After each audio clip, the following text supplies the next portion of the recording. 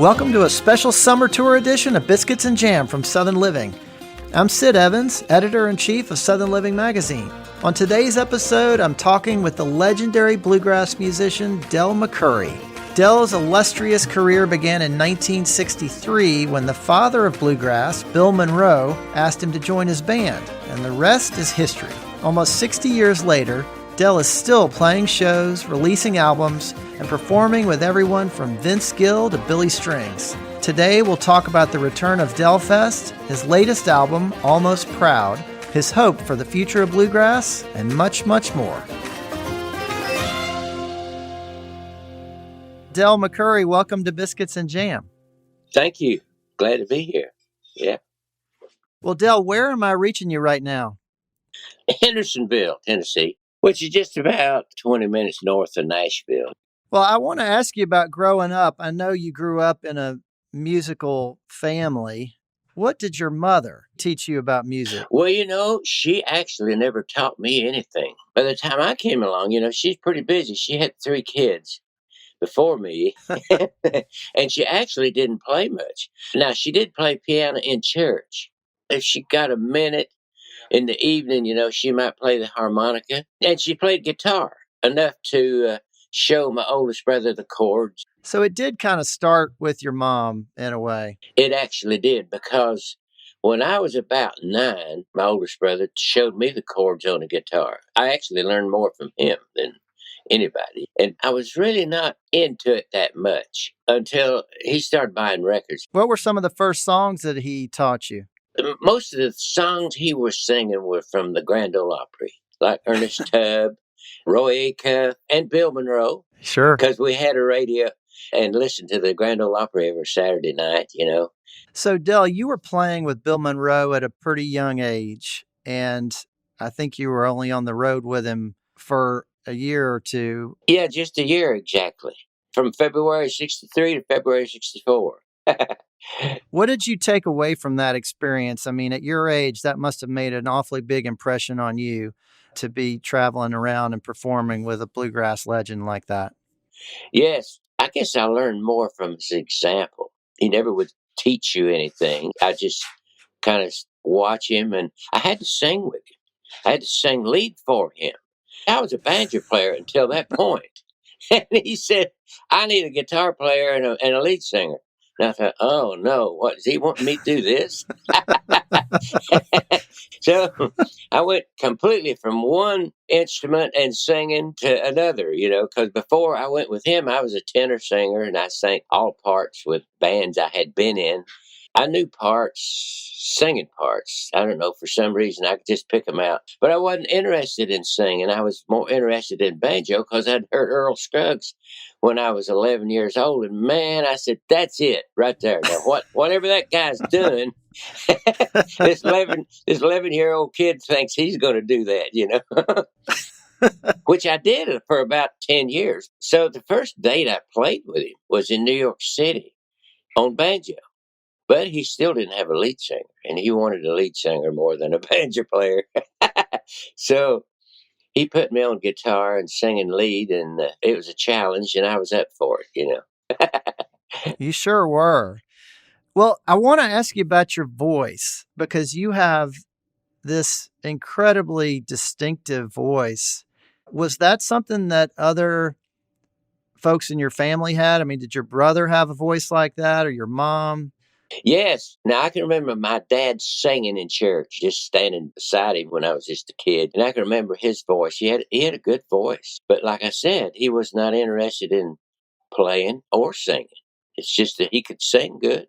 But my mother was the main influence. She had a good voice, really.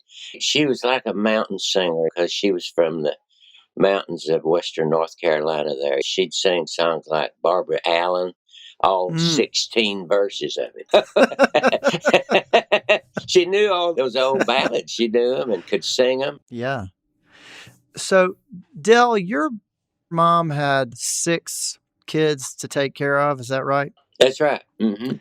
So she must have been doing some cooking at some point, or maybe it was your dad who was doing the cooking, but somebody had to be. Yeah, she did all the cooking, man. It seemed like she'd cook one meal and then wash the dishes, and it wasn't no time she'd start the next one, plus, I guess she was putting diapers on kids and washing their faces and all this. You know how that goes. What were some of your favorite things that she made? She made the best cornbread and soup beans. We call them soup beans. It was pinto beans and green beans. Of course, she had a garden. A lot of times we'd eat cornbread and milk. Now, I never could drink buttermilk. But she was on a farm. She had a churn, and I'd help her do that. I think half of my sisters and brothers liked buttermilk. The others wouldn't touch it, and I was one that wouldn't touch it. I like what they call sweet milk, which is just a regular milk from the cow. Wow. Boy, Now you just go pick it up at the store. That's right. Just go to Kroger, and there it is. Somebody in that store must have milked that cow. I don't know who it was. Well, Del, so you worked for a sawmill, I believe, and then a logging company after you got married. And I'm wondering if some of those years of hard work helped you in your songwriting. It probably did. And although I don't class myself as a true songwriter, when I think of a songwriter, I think of a guy that gets up this morning. He gets up and he thinks he's got this song in his head and he writes it down. When I first started recording records, I had to look for songs. Sometimes I'd have enough for almost to do a record with, and I think I got to write something. So that's how I'd write. I was forced to. I'm just forced into writing. And sometimes I'd have an idea and sometimes I wouldn't. I'd just sit down and write something down on a piece of paper, and get started that way. But before, we grew up on a farm and worked hard, and Bill Monroe wanted you to work hard. He was the type of guy. He was that kind of guy. When you got on stage, he just wanted you to work hard. He didn't say, now do this like this, or sing this like that, or play this guitar run here. He never told me anything about that. But I found out that I could play with the man. That's what I was afraid of. He was the father of this music. And it kind of worried me, I wonder if I'd play with him or sing with him. But both of those things worked out great. I could sing great with him and play with him. I drove bus for him while I was working. He never had a bus until sometime in 1963, and he found out I had drove a dump truck. And he told me, I want to buy a bus, because a lot of the opera acts by then were getting buses. Yeah. So he called me up one time and he said, I want you to go with me and look at a bus. Well, we went to Johnny Wright and Kitty Wells. They had two buses. He said, now we just came back from L.A. in that bus, the old bus. But we bought this new bus, and we got to get rid of the old bus. So Bill bought it, and I was the guy who was going to drive it. So you are a bluegrass legend, and you've inspired so many bluegrass musicians along the way, and you've really been a champion of this music for such a long time, and you've kept it relevant. And I'm just wondering how you would define bluegrass music to someone who really doesn't know it or understand it. Boy, I guess I could say it is hard to define, although back when Bill was with all those other acts like Roy Acuff and Ernest Tubb, and I think what separated Bill and this music from other music was he was a great tenor singer, and he could yodel. He learned his yodeling from Jimmy Rogers because he recorded a lot of those early numbers. And I think by accident, I know he was trying new things in the beginning. He had a accordion player in the band at one time. He recorded with an electric guitar at one time. He hired a guy named Lester Flatt, who was a lead singer from here in Sparta, Tennessee. And they had a banjo player who played the old time way, like drop thumb or two finger, And so this guy named Earl Scruggs visited the Opry one time, and he was back there playing. And told Lester, he said, there's a banjo player. It's in my dressing room. I want you to listen to him. I want you to see what you think about it, because he put a lot of faith in. And he wasn't interested in another banjo guy, But he went anyway. And when he heard Earl played something like Sally Gooden, or I don't know what it was. And when he got halfway through that tune, Lester turned to Bill and said, hire him. He'd never heard nothing like this. Of course, nobody else had either. And of course, they had a fiddle player. He hired this fiddle player from Florida. His name is Chubby Wise. And Chubby played in Dixieland bands. He didn't know a thing about bluegrass. But he came up here and somehow he got a job with Bill Monroe. And Chubby told me one time, he said, Bill Monroe taught me how to play songs on my fiddle. He said, now you're the only instrument that can sustain a note like a voice can in this music that we play. And he said, you can play every note I sing. And Chubby thought, well, that's not possible. But he proved him right. He was the first bluegrass fiddler, Chubby Wise from Florida. Wow. And Earl Scruggs, banjo player from North Carolina. And Lester Flatt was a lead singer from Tennessee. And of course, Bill from Kentucky. So they were from all different parts of the country, but they could come together and it's just classic stuff. Yeah, we're still listening to it today. Right. Well, Del, I want to ask you about your new album called Almost Proud, which is just wonderful. And I love how the title track starts out with this guy looking back on his life and some of the mistakes that he made. Tell me about that. What was it about that song that really resonated with you and made you want to name the album after it? Well, thanks for the compliment. Eric Gibson wrote that. Eric said, man, I got to write a song for that record. I got to have a song on that record. So he wrote that. And it just so happened I did like the song. So we put it on there. And when you do a record myself, I'm not thinking of a title for the record. It's just the furthest thing from my mind. I'm just working on songs. And before I got the thing done, my manager said, we want to call that Almost Proud. And I said, why? Well, I don't know. He said, that just fits you. So that's kind of the way it came about, the title. And it was a good song. I can relate to it. It's from the country. Yeah. Well, you also wrote a couple songs on this album, and there's one called Running Wild that is a great song that disappeared for a long time after it was written, and then it was kind of rediscovered. Can you tell me how that song kind of resurfaced and found its way on the album? I'll go back a little further than that, Sid. When the pandemic hit, I was playing the Grand Ole Opry on a Tuesday night, March 9th, 2020. Well, they were talking that night about this is getting bad. Well, they found out the next day, everything was gone, man. And the band just had to sit around and do nothing. So I thought, I had this box.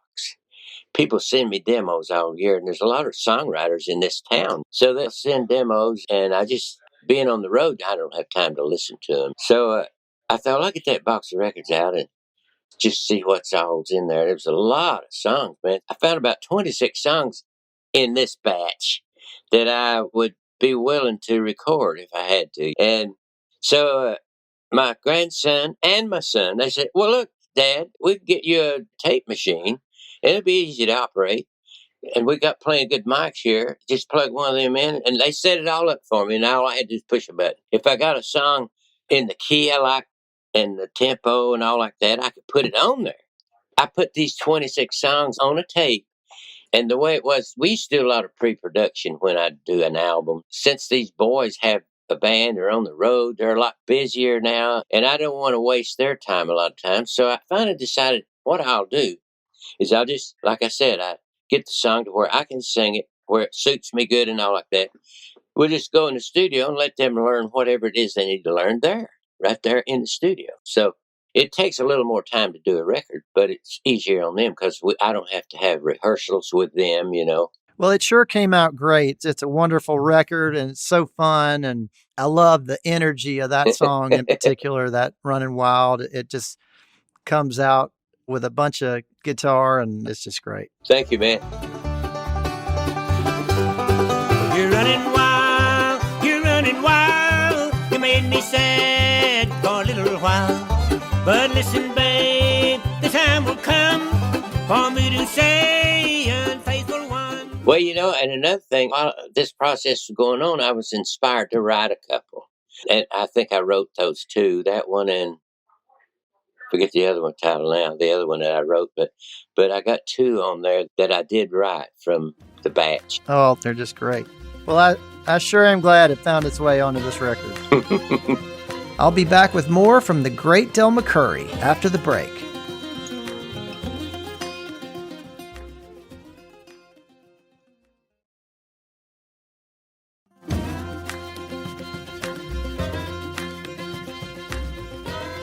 Welcome back to Biscuits and Jam from Southern Living.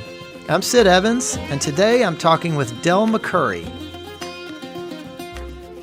Well, Del, I want to ask you about your festival, Delfest, which I think you've had to cancel the last couple of years because of the pandemic, and you got the festival coming back. What does it mean to have that back on the calendar?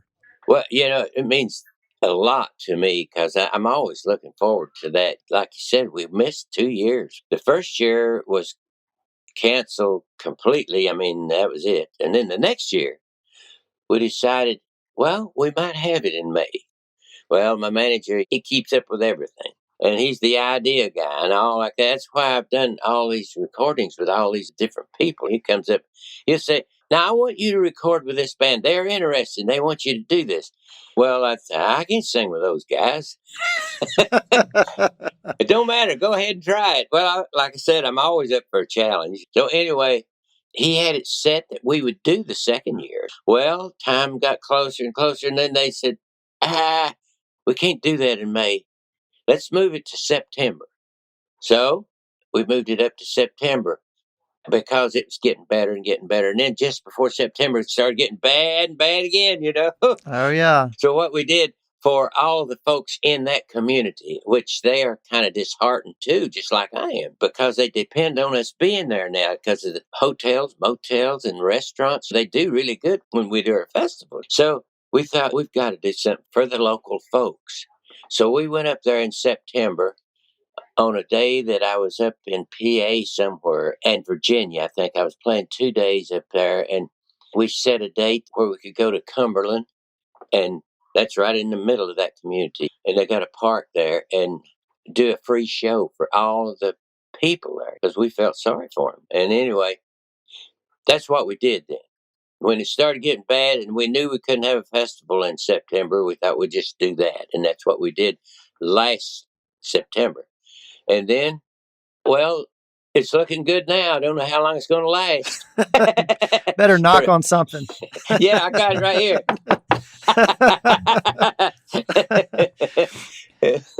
Well, Del, you've played so many festivals over the years. I mean, everything from Jazz Fest to Bonnaroo. What kind of reception do you get when you are bringing this old time bluegrass music to such a young audience?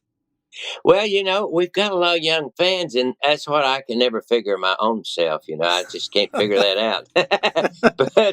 But we played that Bonnaroo. Now, I got to give Ronnie credit for that because it wasn't my manager's idea or my booking agent at the time of the first Bonnaroo. Ronnie said, Dad, we got to play that. And I said, right, what is it? I never heard of such a thing, He said, that's going to be big.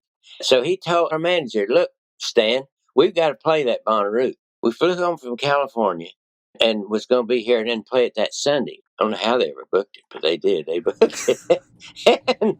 and so the news was, if you don't go early, you're not even going to get in the place because I-24 is blocked up with traffic. This is Friday, like in Saturday, Thursday, Friday. And so Sunday morning, man, we get up real early after flying from California home. And we get in this bus and go down there. Nothing. There wasn't a soul around nowhere. You just turn right off of the interstate and go there to Holiday Inn and register. You had to do that. And what it was, everybody was already there. We didn't have to worry about traffic. Because we played the last day, and we were in a tent. I remember that, and we started to play, and people started gathering around. And God, after a while, I mean, they were everywhere, and they were requesting songs. It was so loud that they would put the name of a song, write it on something and hold it up for me to do, a song that I had recorded. And it kind of surprised me. But, before this, Fish recorded one of my songs, and we went up and played their big festival up there, and there's 70,000 people there. 77,000, actually. I remember that now. And we had played with a lot of the jam bands out in Colorado, and Yeah. played dates with them. And so a lot of the younger folks got to know us through all these young bands. And so, but it's still a surprise, and they love those old songs that I did recorded. Well, I know you met Jerry Garcia back in the day, so it's all kind of coming back around. Yeah, I guess it is, When I was with Bill Monroe, that is, we played a place called Ash Grove in Hollywood. We played it 2 weeks one time and a week another time. So Jerry told me, he said, I was there. I watched those shows. And he said, I would have liked to have been a bluegrass boy, but I was bashful and I was ashamed to come up and talk to Bill Monroe. And I said, boy, I wish you had, because our banjo player quit right in the middle of he flew back to Boston. Here we are in California with no banjo player, and Bill Monroe asked me, he said, do you know anybody we can get out here? I said, no, I don't know nobody. And so if we'd have knew about Garcia, there you go. We'd have had a banjo player right instantly, you see? You sure would have. Things would have worked out differently for everybody. It would have, I'm telling you. Well, Dale, I just got one more question for you. What are some of your hopes for bluegrass music when you look to the future? Well, I think it's in good hands. I really do. It's a lot better. When I started music, it was kind of like a local music. Of course, Bill Monroe was big and Lester Platt and Earl Scruggs, but the popularity just wasn't there, rock and roll, man. All the kids in high school, when I was in high school, that's a long time ago, but they all were listening to Elvis Presley, Jerry Lee Lewis, and all like that. But I'd already heard Earl Scruggs, and man, I was ruined for life. Me and a lot of other guys like J.D. Crowe and Sonny Osborne. And when we heard Earl Scruggs, that was it. Just, I don't know, just clicked. But these days, there's been things happen, like that movie and several things that have raised the music up and made it more popular. And a lot of the country, there's been a lot of big country singers, stars that got their training in bluegrass when they were young. And it's such a great art form, I think. It's not easy to play. Bluegrass instruments, you don't have much sustain. You got to be working them, buddy. You got to get working right out of them, those instruments. And of course, the singing, there's a lot of trio singing, duet singing in bluegrass, where usually other genres of music, it's just got the lead singers up front. And you might hear somebody way back there singing a part, but you don't know what he's doing, And it's a different sound for folks, Well, I know you recorded something with Billy Strings, and he's a real talented young artist coming along. Yes, he really is. I'll tell you what, I've been playing, David Grisman. Sure. Okay, we call him the dog, Me and the dog, we played the City Winery, and my booking agent said, I got another act that's just like you guys. It's a guitar and a singer and a mandolin player and a singer. And he said, I want to get him to open for you guys. And so that's the first time I heard him. And he had a partner then, just the two of them. And I thought, boy, this kid, I didn't get to hear him. I really didn't get to hear him in Chicago, but we played another date in Cleveland at a place, I forget the name of it. And they were opening there too. So I got a little chance where I could go somewhere and kind of see him and hear him a little bit, where nobody'd see me, because you get distracted in the audience, And so I went and listened and watched, and I thought, that kid's an entertainer. He could do it all. He could sing, he could play the guitar, he could lead the guitar, and he entertained the people, And of course, his partner was a lot older than him, but he just wasn't the musician that Billy was. And so I told my booking agent, and he came. Well, what happened then? Billy Strings come to my festival, And I got 2 grandsons that play guitars, and they're just young. They're in their early 20s. And my one grandson, he told me one evening there, he said, "You know what? I stayed up all night last night." He said, "I was up when the sun come up." He said, "Me and that Billy Strings and Evan were all playing guitars all night long until the sun came up here." And I said, "You mean Billy Strings is here?" He said, "Oh, yeah, we played all night with him."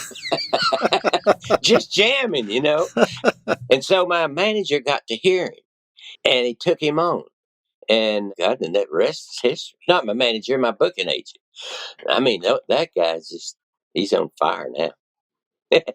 Well, bluegrass is in good hands for a lot of reasons. It is. And it's on account of a lot of the good musicians. There's always good musicians, you know, that come along. A lot of times, what makes a good musician is if they get with a professional band when they're young, when real early, because they get set in their ways if they get up to say 30.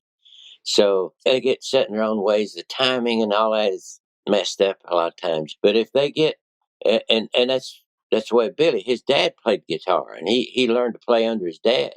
And his dad's a great guitar player. Billy's dad is. And anyway, but if they get with a good band when they're young, they'll develop real quick. Man, they learn so fast, you know. Well, you have inspired a lot of them. And Del McCoury, thanks so much for being on Biscuits and Jam. Hey, I love it. And I love biscuits and jam too. Forgot to tell you, my mom made them biscuits or whole cakes. She'd squeeze them biscuits out, you know, and put them in there. And then if she had a bunch left over, she'd just make a big patty and put it in a frying pan and put it in the oven. Call it a whole cake. And she always made homemade jam, you know, apple butter. Oh, Lord. We could go on, couldn't we? Well, I love that. It's been a privilege talking to you, Del. Thanks so much. Same here, Sid. Thanks for listening to my conversation with Del McCoury. You can check out Del McCoury Band's latest album, Almost Proud, wherever you get music. And you can visit delmccurryband.com for summer tour dates, social media, and more. Be sure to follow Biscuits and Jam on Apple Podcasts, Spotify, or wherever you listen. And we'd love your feedback. If you could rate this podcast and leave us a review, we'd really appreciate it. You can also find us online at southernliving.com/biscuitsandjam. Make sure to come back here next Tuesday for my conversation with the Mississippi vocal trio, Chapel Hart. We'll see you then.